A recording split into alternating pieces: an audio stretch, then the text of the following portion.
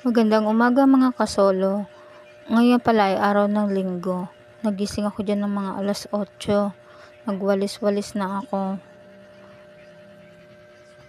Nagwalis-walis ako at pagkatapos ko magwalis dyan, yung part na walang linoleum, nag-floor wax ako dyan. Dati may linoleum yan. Tinanggal ko yung linoleum dahil sira-sira na nga. Ang pangit ng tingnan kaya nilagyan ko na lang muna ng floor wax. Kaya ko yan nilalagyan ng linoleum kasi nung mga maliliit pa yung mga bata, natatapon yung tubig, tumutulo sa baba. Kawawa yung nasa baba, nababasa doon.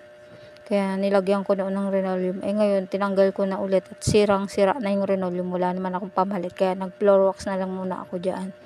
Nag-floor wax ako hanggang hagdan kasi gusto ko malinis at saka smooth yung sahig. Mararamdaman ko kung maalikabok. Pagkatapos dyan mga gabi na, alas 5, nagtiklop na ako dyan ng mga sinampay namin.